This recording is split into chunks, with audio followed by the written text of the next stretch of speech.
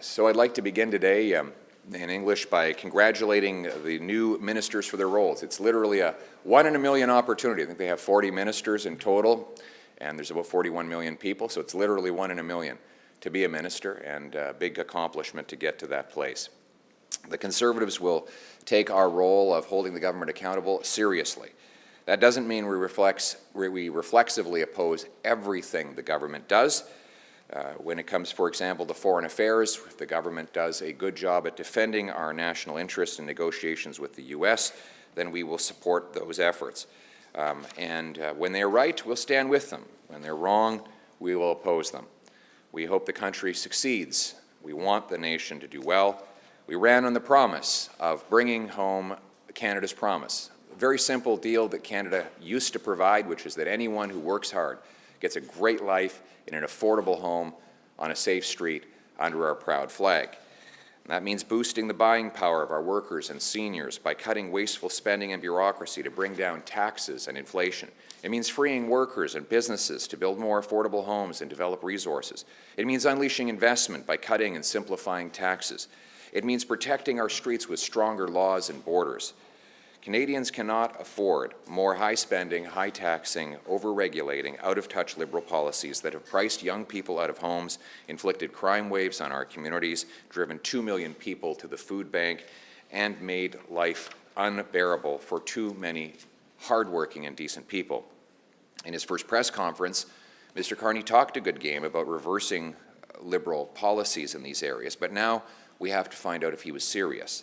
And so far, it's not a promising start. The first disappointment is, unfortunately, his cabinet. He appointed Trudeau's old team and Trudeau's old advisors. Stephen Guilbeault, whose radical green agenda would shut down all future developments in our resource industry, is still the minister responsible for Quebec. Sean Fraser was the immigration minister who caused the immigration crisis, the housing minister who gave us the housing crisis, and now he's the minister responsible for addressing the Liberal crime crisis. It seems like he is the master at failing upward.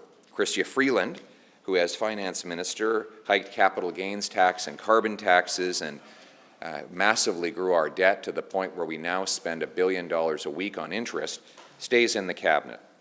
Then there's Gary Anadesangari, the new Minister of Public Safety, who said the actual crimes, the actual issues around bail are quite sound, and they are embedded in, codified in law right now, as in to say that there's nothing wrong with the system. Well, in fact, there's everything wrong, as we see from the growing crime wave on our streets. Then there's François-Philippe Champagne, Trudeau's Minister of Everything, who never really managed to do anything. And he did it very loudly. But nice guy. I'll give him credit, he's a nice guy. But he was the Minister of Industry, during which we had the worst economic growth of any country in the G7, and now he's in charge of the budget. Then there's Joly, LeBlanc, Haidu, Anand. Anand was the president of the Treasury Board, during which time the bureaucracy and the consultant bills blew out of control. In all, 14 Trudeau ministers are now in Carney's cabinet. It's more of the same when Canada needs real change. Even the new additions are problematic. Gregor Robertson was the mayor of Vancouver who pushed for total legalization of hard drugs, distribution of tax-funded opioids. During his time there was a 600% increase in overdoses. Now he's the housing minister. Well, what's his record on housing? Well, he increased housing taxes in Vancouver by 141%. And the result was that housing costs went up by 149%, more than doubling the costs and giving Vancouver, his city, the most expensive housing prices in all of North America. Now, Mr. Carney puts this gentleman in charge of housing. If this is the new blood that Mr. Carney is bringing into the cabinet, then sadly for Canadians, nothing is going to change, and the role of the Conservative Party will be more important than ever. Conservatives will continue to push real solutions. We'll put forward constructive ideas to reverse the housing crisis, make food affordable, and grow our paychecks. And these sorts of things cannot be solved with more bureaucracy and Liberal laws. We need common sense results. And that's why Conservatives will continue to push for less spending, less taxes, less inflation, to lock up criminals, remove bureaucracy, speed up home building and resource production. We need to put forward real solutions on crime, for example, to toughen up penalties for repeat violent offenders and end the revolving door of broken bail. We will also demand the government actually impose a real cap on immigration so that we can stop the uncontrolled population growth that has put too much pressure on our housing, job, and healthcare systems. Finally, and most importantly, the only way we get out of this deep economic trouble the Liberals have got us into is by unleashing economic growth.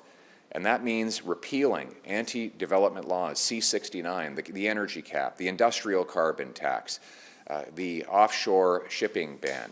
All of these things need to be reversed so that we can unleash the incredible power of our resources. We need a pro-growth, free enterprise agenda to take us from the worst in the G7 to the best in the G7. We should be the richest country in the world with our resources and our brilliant people, and Conservatives will continue to propose real solutions to make that happen. It's our constitutional duty to hold the government to account, and we will do that. We'll give a voice to all the voiceless, those who've been cast aside, ignored, kicked to the curb, the decent, honorable people whose lives have been turned upside down in the last decade, that feel like they've had, until recently, that they've had no voice. They've asked me to continue to fight for them, and Conservatives are going to be their voice on the floor of the House of Commons. We're proud that we brought together the biggest coalition of Conservatives in history that will all work. We want to make sure that every single person who vested their hopes in us sees us fighting for them every day, even though the final result did not go how we wanted. We want to see dramatic changes, not soft reassurances. We also have an offer to make the Liberals. My message to Mr. Carney, steal my ideas. We've got great ideas. And we've been leading the charge on the debate over carbon taxes, inflation, housing prices, crime, drugs, resource development. And I note the Liberals even lifted a few of those ideas and put them in their platform to get reelected. We want to make sure that they were sincere about that. And we're going to continue to put forward solid ideas to make people's lives better every day. Because our purpose is to bring home the promise of Canada, that everyone who works hard gets a great life, that anyone from anywhere can do anything, where you get a nice, affordable home on a safe street. Every day and in every way, we will fight for our people and our country to put people back in charge of their lives with bigger paychecks, abundant, affordable energy, home ownership, low taxes, safe streets, and a strong military in the country that we know and love, Canada. Thank you. Do you denounce Alberta separatism? Collaborer qu'à l'habitude avec le gouvernement libéral. Qu'est-ce qui explique ce changement de ton? Et est-ce qu'on va vivre ce changement de ton-là à l'intérieur de la Chambre des communes? Well, I think it was Lincoln who said, I stand with a man when he stands right. Oh, excuse-moi. Okay, sorry. Le moteur linguistique tourne en rond, m'excuse. OK, je pense que c'était Lincoln qui a dit que je serais avec un homme quand il a raison et je serais contre lui quand il a tort. Donc, dans les circonstances où le gouvernement fait des bonnes choses, on va essayer de travailler avec eux, mais s'ils font des mauvaises choses, on va faire le contraire. Évidemment, je n'étais pas d'accord avec l'agenda de Justin Trudeau et les libéraux, et c'est probable que ça va continuer comme ça. Mais on veut aussi faire des gains pour les 8 millions de personnes qui ont voté pour nous et voulaient l'espoir qu'un jour, ils peuvent acheter une maison, avoir d'épiceries abordables, vivre dans des communautés sécuritaires. Et si on peut faire des gains pour notre monde, on va le faire, sans excuse, en travaillant avec ou contre le gouvernement, dépendant des circonstances. Can you just repeat your answer again in English about your tone and if we're going to see that in the House as well? Well, I think it was Lincoln who said, I stand with a man when he stands right, and I stand against him when he stands wrong. So let's see what the government does. The previous government, to be frank, was a disaster. And so we had every reason to oppose basically everything they did. But here we are, a few weeks after the election, where 8 million people vested their hopes in me to deliver for them. And the best way I can do that is put forward good ideas that will make their housing affordable and their food affordable, let their streets be safe, give them a chance at growing paychecks. So when we put forward good ideas and the government accepts them, then we're going to be celebrating. Where the government acts against the interests of the country, then we will fight tooth and nail to stop them. So we will fight for the 8 million people who voted for us, and we will work with anyone that will deliver gains for those people, because we're in it for them and for all Canadians. Are you willing to publicly denounce Alberta separatism and the Alberta separatist movement ahead of a possible referendum on Alberta independence next year? Look, I'm against separation. I'm a born and raised Albertan. I love Canada. I think we need to unite this country. Albertans have a lot of legitimate grievances. I mean, let's be blunt. Canada's biggest industry, which happens to largely be situated in Alberta, has been under attack for the last decade. They've lost 2 major pipelines, a $20 billion mine. There's a new ridiculous energy cap that's going to drive jobs and production south to the United States of America. There's an industrial carbon tax that's going to kill the industry. And so, frankly, Albertans have a right to be frustrated. And I think the message to the government in Ottawa, the Liberal government, is you can't tell Alberta to just pay up and shut up. Albertans want to be part of a united Canada, but they deserve to be treated with respect, and they deserve to be honored for the immense contribution that they make to this country. And I will be a unifier who works to bring all Albertans to a place where they feel that they are respected and honored in our wonderful country. The government right now is 2 seats away from a majority government. The NDP has said that they already have some feelers going out from the Liberals to them to poach some of their members of Parliament. Do you have any indication that the Liberals are trying to get any of your MPs to cross the floor? I do not. And what are you doing to stop that? Or is your tone right now more conciliatory to maybe make sure that you don't have any Conservative MPs who might want to go be with the government? No.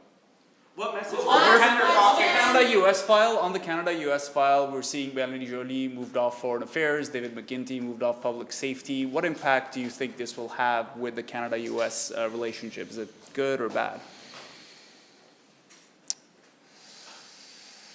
To tell you the truth, I don't know. I don't know. I don't have a line of sight on what they were doing before, those individual ministers, or who has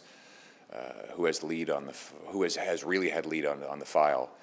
But what I would say is that we want to get a deal done to end the tariff insanity, to restore stability, and bring about the greatest friendship, restore the greatest friendship that the world has ever known between two different countries. Sur Mélanie Joly en particulier, est-ce que vous auriez aimé la voir continuer pour la relation avec les États-Unis? Honnêtement, j'ai pas une opinion très forte là-dessus. Je crois que je ne suis pas en mesure de dire si oui ou non elle est en mesure d'améliorer la situation. On va supporter les efforts pour mettre fin aux tarifs et pour rétablir la meilleure amitié internationale que le monde a jamais eue entre deux pays différents. On espère qu'il va y avoir une entente et on est optimiste. Il me semble qu'il y a des ententes qui commencent à s'accumuler à travers le monde. Et si les Américains sont prêts à finaliser une entente pour permettre le libre-échange et la stabilité lorsque notre souveraineté est respectée, moi, je pense que ce serait un pas de l'avant et on va supporter ça. Merci beaucoup.